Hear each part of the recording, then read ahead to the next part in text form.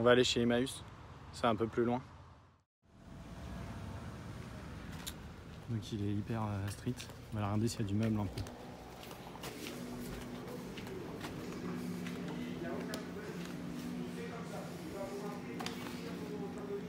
Oh, il y a une belle armoire là.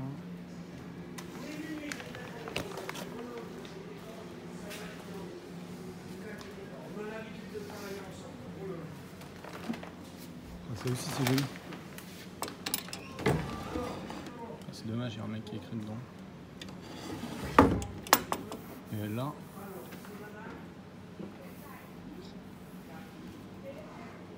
c'est chié. On voit bien le travail du bois.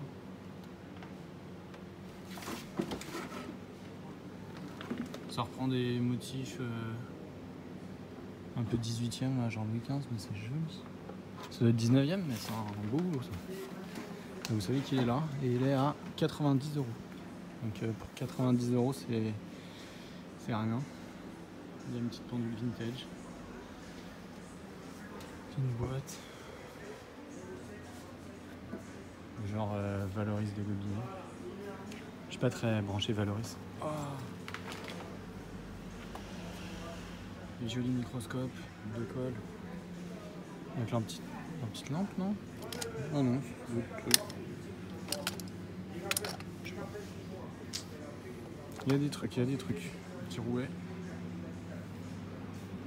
Je continue. Là aussi, il y a des trucs sympas. Je suis pas hyper fan, mais il y a beaucoup de sculptures. Hop, là aussi. C'est des meubles régionaux, mais c'est 19e, mais c'est du goût. Toujours regarder ça, le vieux meuble régional, ça vaut plus rien. Le vieux meuble campagnard, mais il peut trouver des belles pièces maintenant. La semaine dernière, je suis tombé sur un coffre Renaissance qui est pas très cher. Ça n'a pas du tout la cote, donc c'est vraiment le moment d'en acheter. Parce que, bon, faut la baraque pour les mettre, mais ça vaut le plus rien. Un joli secrétaire comme ça en marqueterie. Faut la maison quoi. Mais... Et je pense que la mode elle reprendra. J'espère être l'artisan de la reprise du meuble régional et un peu bien fait et fermé. Je vous ferai un petit topo. Il n'y a pas de truc assez vieux pour vraiment que ça se prête à toute une analyse de la fabrication des vieux meubles, mais c'est du vieux. Début 20e ça. Mais bon, on va le faire. Hop, voilà, en tout cas il y a des trucs. Bon, on va passer au bibelot. Il faut marcher des meubles. Si on est arrivé par le RER à l'autre communauté bibelot qui est au bout de cette petite rue. Voilà. Ouais, il est assez cool, il est assez street. On va commencer par les bibelots qui sont tout au fond de la petite cour.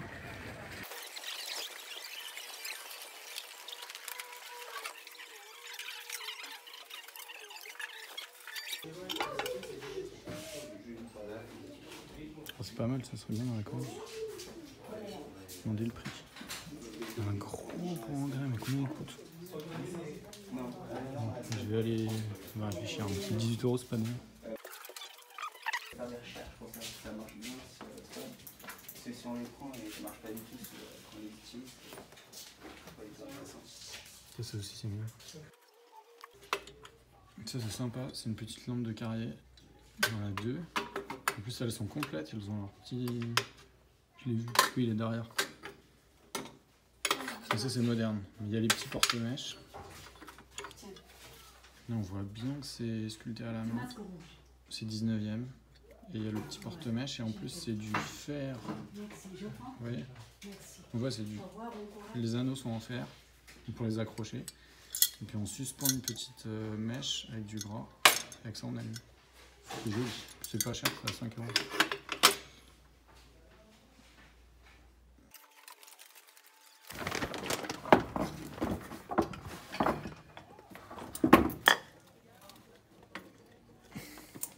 C'est pas mal.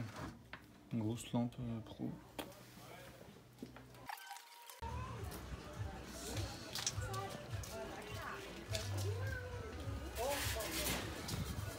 C'est une bouteille. Ça doit être Alsace, mais c'est Sulfenheim, c'est les autres. C'est les ennemis de Bechdorf. Oui, ils font pas du. C'est pas du Grèce, c'est la céramique de base. Oh, joli, mais c'est dommage, faut trouver un peu là. Il est incomplet, bon là on met un robinet, et puis là faut mettre un petit couvert.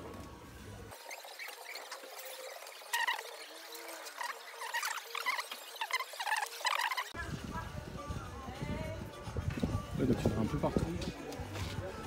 Et j'ai rassemblé de la théière années 50. Ça c'est 100 francs. Ça c'est années 50 aussi, mais un gros pet. C'est bon.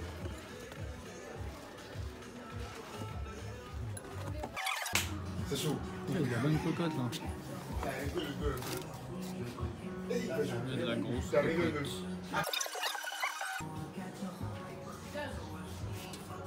T'as une douce, ça c'est vachement bien, on peut mettre de l'eau dedans. C'est Cousance qui fait ça. C'est une bonne cocotte.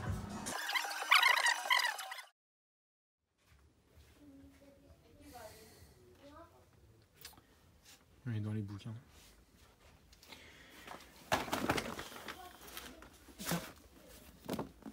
On a un papillon. Adapté au cinoche avec Steve McQueen.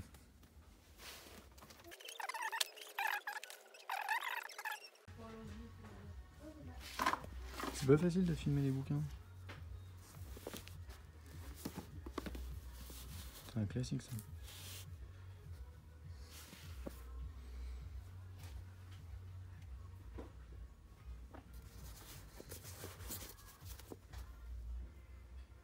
Là, je vais prendre ça parce que je sais que Henri Bataille, Proust, l'apprécie.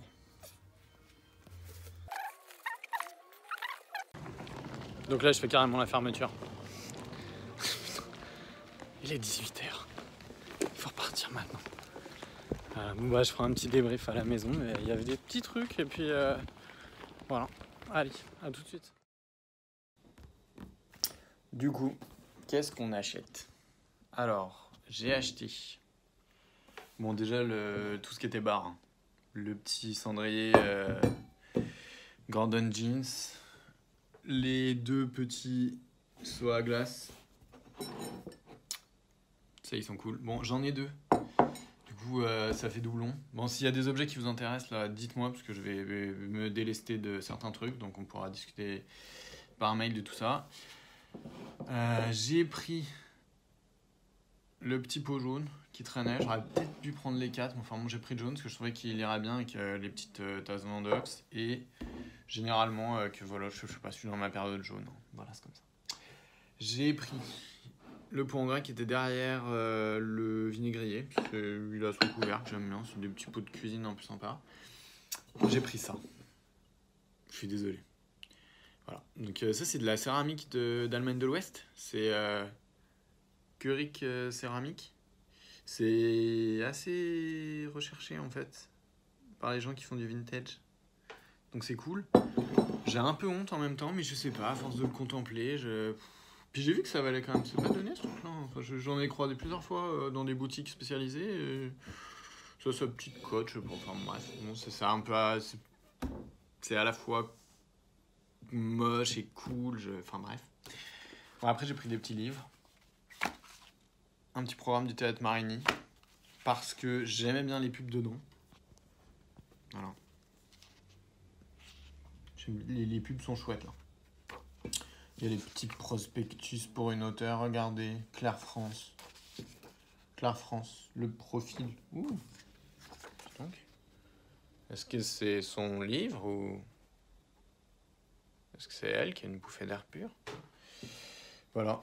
Des pubs Bordeaux, beaucoup de trucs de l'époque, ultra années 40-50. Pour 32 600 francs. Écoutez la radio et vos disques. Il faut les sortir quand même, 32 000 francs.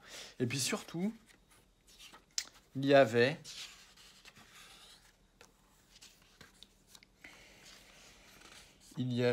bon, Roger Carrel, une star. Jean-Pierre Mariel.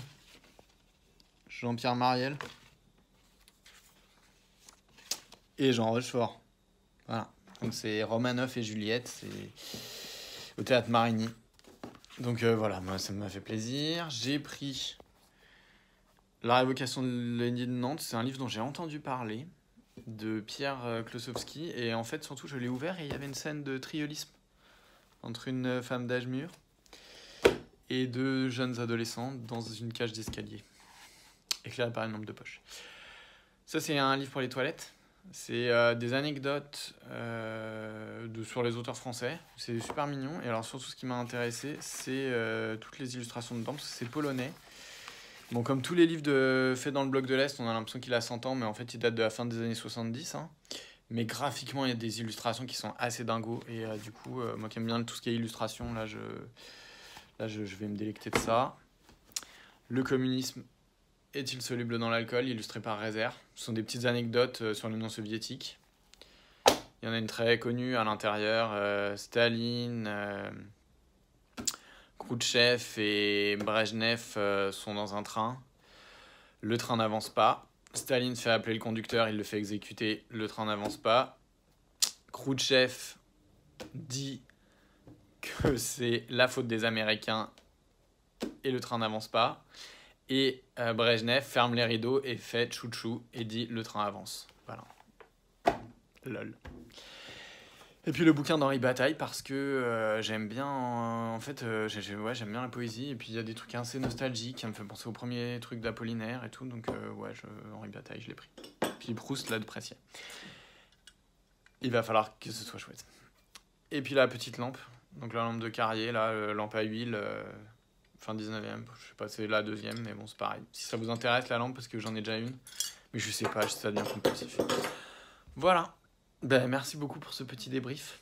Bonne journée.